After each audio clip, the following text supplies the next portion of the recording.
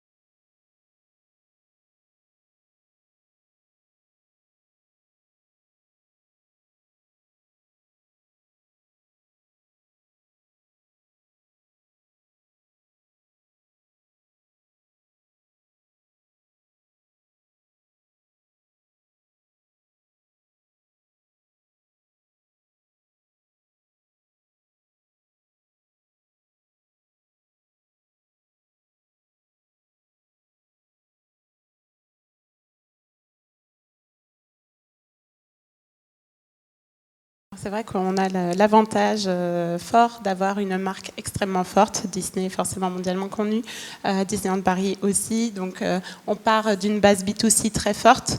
L'avantage d'une marque en B2B, Pour nous, c'est vraiment une identité, un élément, un gage de référence en fait, et un élément de cohérence, de référence pour tous nos marchés. On a des cibles complètement différentes et des marchés différents.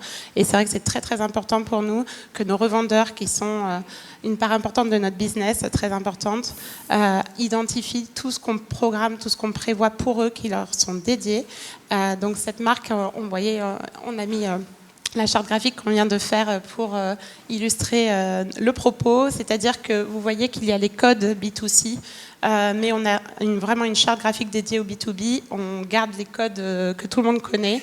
Vous voyez, donc là c'est la marque Disney Star en principal, avec une marque ombrelle avec différents programmes en dessous et des petits icônes que vous devez également deviner par vous-même, j'imagine.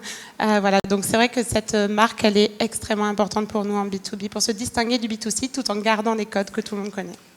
Alors là, on est face à deux marques qui sont très orientées plaisir, entertainment.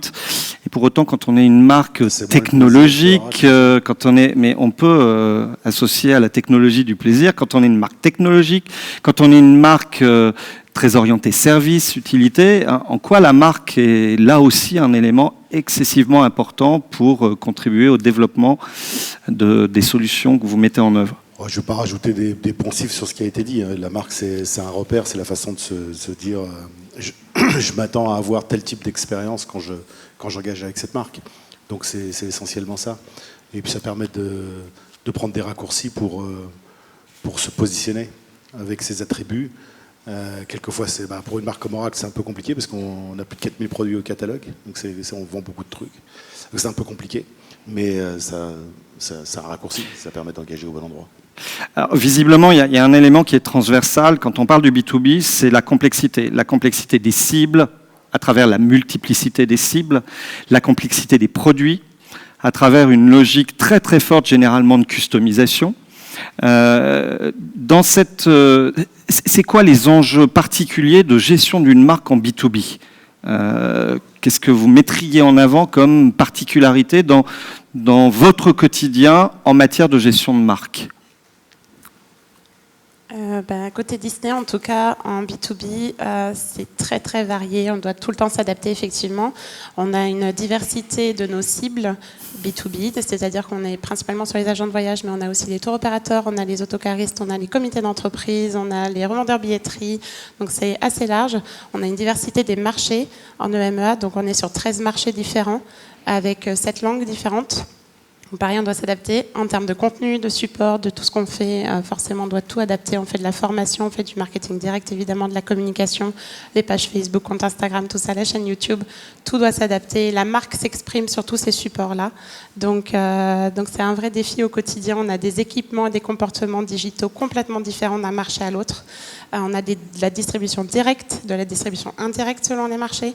Donc tout ça fait qu'on doit s'adapter en permanence. Pauline, finalement, une des particularités aussi de la fourchette, c'est la nécessité de mettre en œuvre des stratégies B2B2C. Qu'est-ce que ça oblige à faire? Comment est-ce qu'on s'adapte? Alors, historiquement, la communication était principalement à destination des utilisateurs de l'app. Donc on a aujourd'hui beaucoup de campagnes télé à destination des utilisateurs. On s'adressait vraiment au client final. Pourquoi ? Parce que une vraie valeur de la fourchette pour les restaurateurs, c'est de leur permettre de les accompagner dans leur croissance et de les accompagner, de leur envoyer des clients à des moments où ils en ont le plus besoin. Donc on a d'abord vraiment travaillé cette cible. Et l'année dernière, pour plusieurs raisons, il y a une maturité de gouvernance qui s'opère. Il y a une croissance et une présence sur une multiplicité de marchés. Aujourd'hui, c'est 17 pays. Donc en fait, on peut plus... Il faut vraiment qu'on parle d'une même voix, même si, je reviendrai sur ça aussi, c'est que on est sur 17 marchés. Le métier de restaurateur au Mexique, c'est pas du tout le même que le métier de restaurateur en France. C'est pas la même chose si on est un étoilé ou si on travaille pour un grand groupe de restauration. Et donc, on a à la fois aussi cette complexité-là. Donc, nous, l'objectif, ça a été de formaliser, en fait, le travail qui existait déjà auprès du B2C et de l'adapter en B2B en travaillant le squelette de ce qui allait composer vraiment la stratégie 360 et en réadaptant, adaptant la plateforme de marque B2C au B2B. Alors, visiblement, on parle beaucoup de dimensions qui permettent de considérer qu'à un moment donné, une des clés, c'est effectivement de délivrer de l'utilité, d'avoir une posture de partenaire, dans des contextes qui ne sont pas simples, parce qu'on est dans des contextes très protéiformes, donc mettre en place de la cohérence, c'est pas simple. Quand on est une marque comme Oracle, au-delà de l'utilité, au-delà de la valeur ajoutée des solutions, est-ce qu'il y a d'autres éléments qui sont importants à piloter quand il s'agit de piloter la marque Oracle ?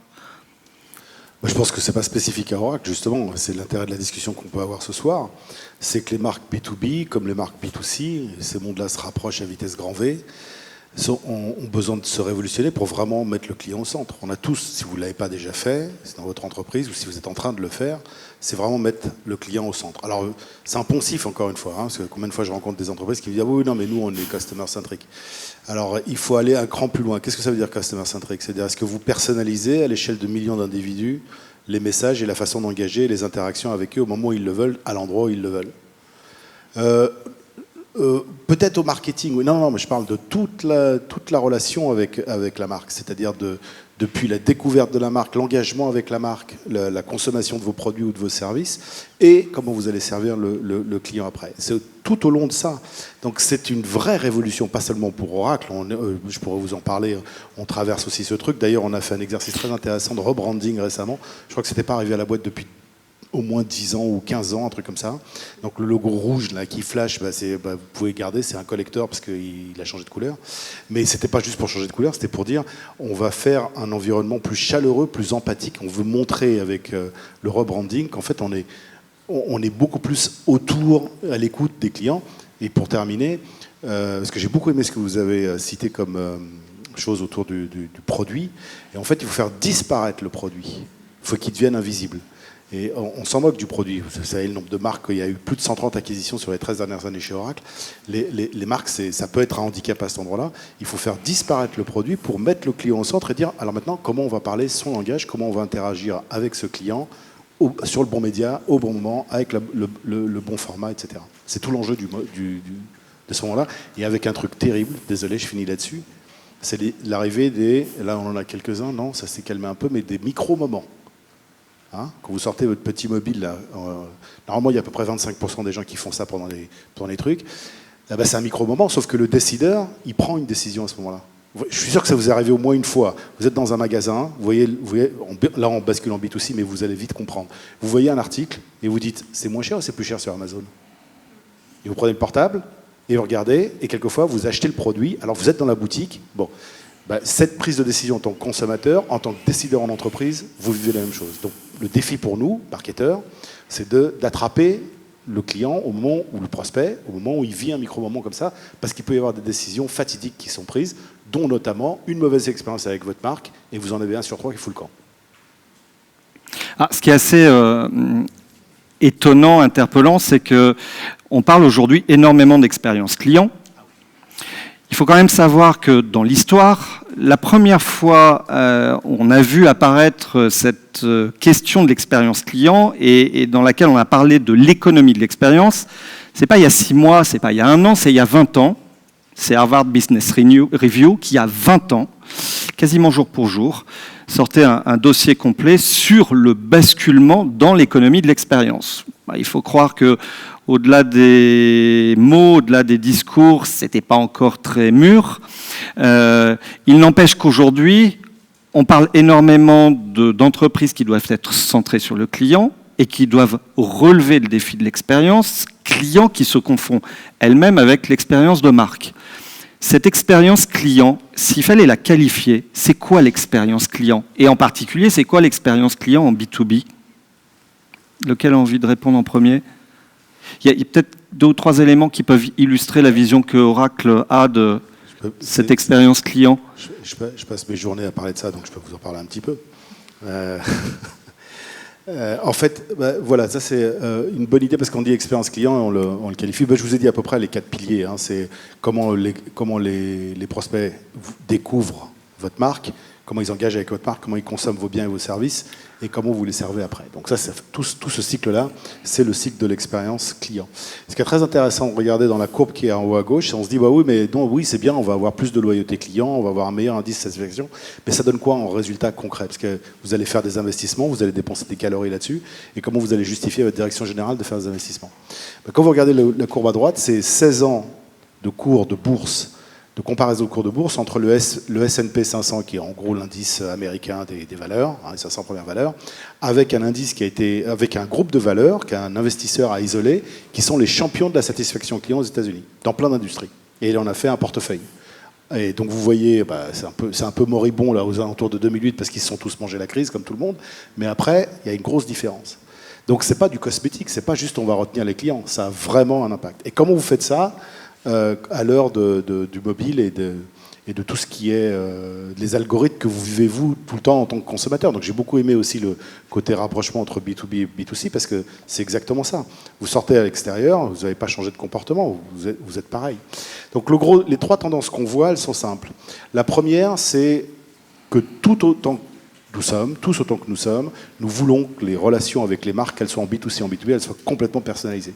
Mais quand je dis personnalisé, c'est hyper personnalisé. Quel média, quelle forme, quel moment, en contexte. Il n'y a rien de plus terrible que d'avoir affaire à la marque et de dire « Ah ben alors monsieur, vous appelez pourquoi ?» ou « Madame, vous appelez pourquoi ?» Mais je viens de le dire à votre collègue.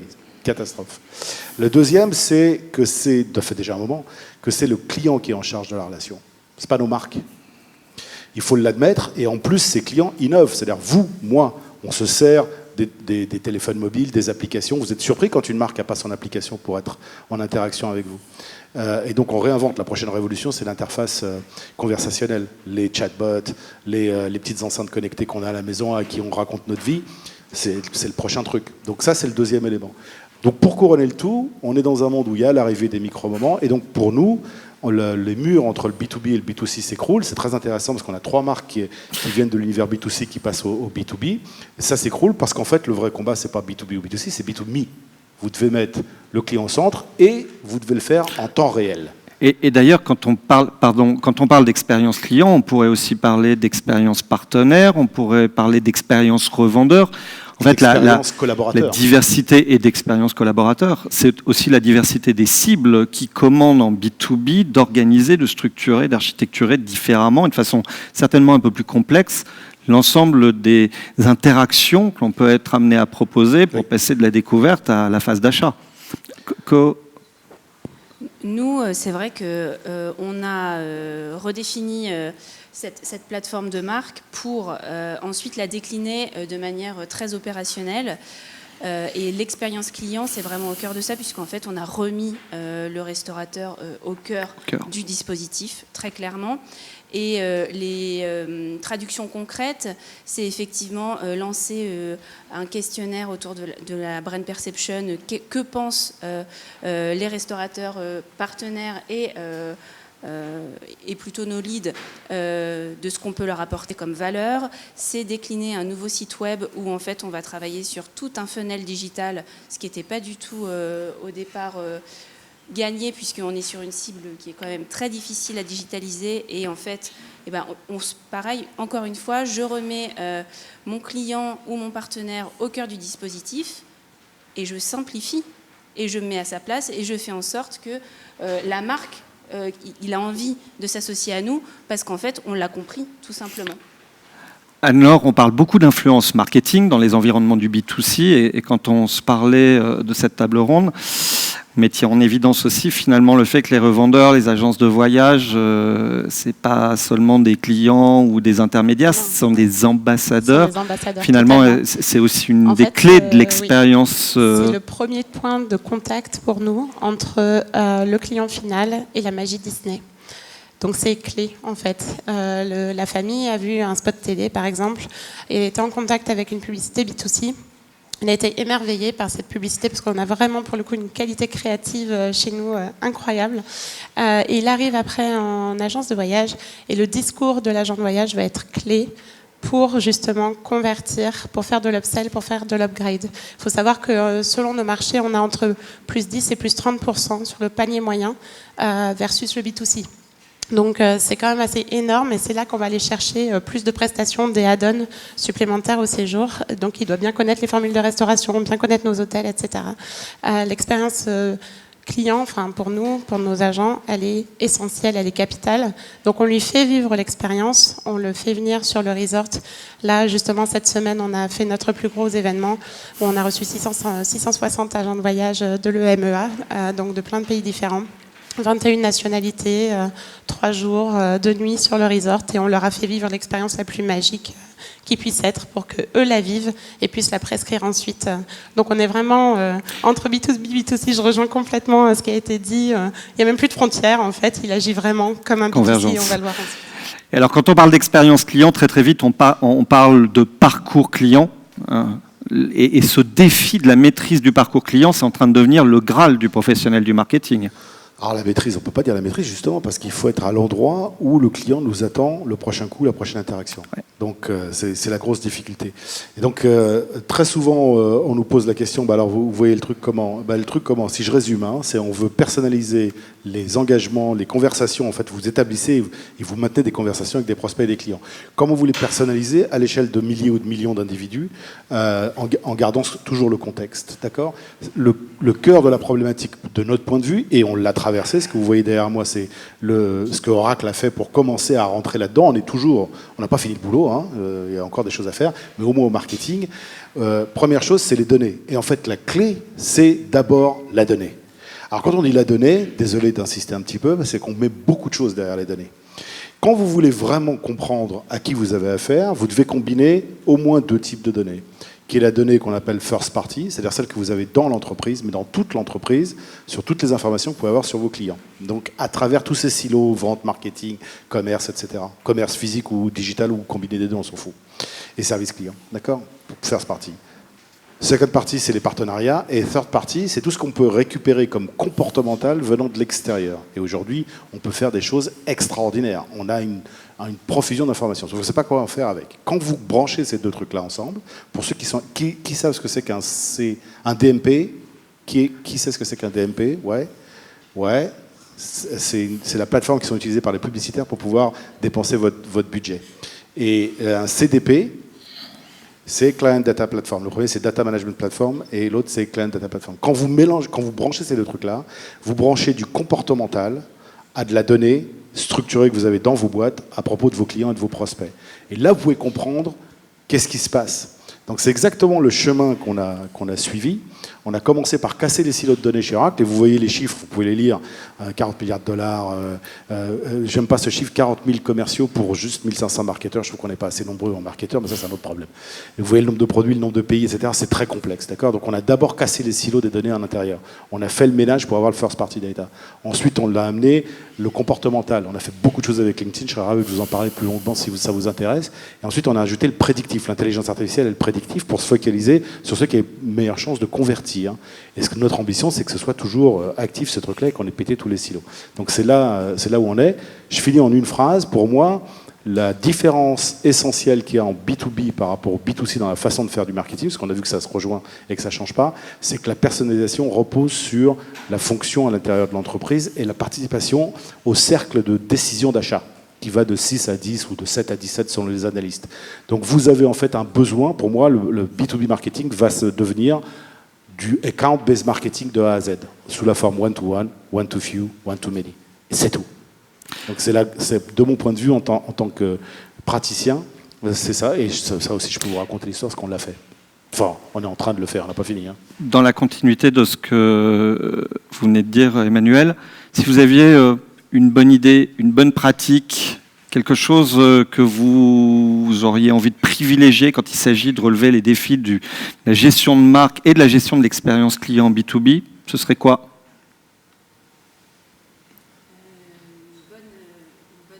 Moi, je retiens en particulier ce projet de développement d'une plateforme de marque qui est très structurant. Est-ce que ça l'a été, effectivement ? Ça l'est, puisque en fait, quand on prend les codes vraiment d'une marque, il n'y a pas de sous-marque en B2B, en fait. Donc l'idée, c'est vraiment de prendre tous les attributs qu'on peut connaître pour une marque, point, et de les adapter à une marque B2B. Et là où je pense qu'il y a des variations, c'est qu'en fait, on va avoir un discours qui va être beaucoup plus nourri par de la preuve, qui va être à la fois aspirationnel, mais qui va aussi relever une partie d'éléments plus concrets pour nourrir un discours aussi rationnel. Anne-Laure ? Et de mon côté, je dirais arrêter les clichés. Ce que vous avez dit en introduction, c'est complètement vrai. Quand j'assiste à certaines réunions et que je dois dire oui, en trade marketing aussi, il y a du social. Oui, ils agissent comme du B2C. Ils vont sur Google. Ils vont pas taper notre nomenclature pour chercher une information. Ils vont sur Google comme tout le monde. Voilà, donc c'est tout ça. Est-ce que Il ne faut pas oublier l'émotion, vous avez dit tout à l'heure, parce que c'est un chiffre d'Harvard Business Review ou Gartner, je ne me rappelle plus, 50% des acheteurs B2B achèteraient une offre B2B en fonction de l'émotion qu'ils ressentent. Donc c'est tout à fait ce que vous disiez tout à l'heure en disant on est un peu coupable parce qu'on fait des trucs qui sont chiants, qui sont ennuyeux. Il faut l'émotion. on peut aussi s'amuser dans le B2B, et heureusement. Il ne faut pas se prendre au sérieux déjà. On est d'accord. Et puis voilà, on parle à des individus. Moi, chez moi, ils ont été extrêmement étonnés quand on a commencé à faire de l'account-based marketing. Vraiment, sur 30 000, j'ai commencé sur 30 000 ou 35 000 comptes à faire ça. Vous faites peut-être des campagnes LinkedIn basées sur les comptes. Et ils m'ont dit, mais attends, les C-level, on ne va jamais les toucher. C'était la première population, meilleur engagement des campagnes qu'on a fait en account-based marketing, c'était les C-level. Ils doivent s'embêter dans les meetings, je ne sais pas, ils vont sur LinkedIn, mais en tout cas, c'est ça qui se passe. Encore une fois, vous allez avoir l'occasion d'échanger avec chacun d'entre vous lors de la phase de networking. Est-ce qu'il y a une question pour clôturer cette table ronde ? C'était aussi limpide que cela. Il continue à digérer le truc. Parfait. Merci beaucoup. Merci beaucoup. Je crois qu'on peut les applaudir tous.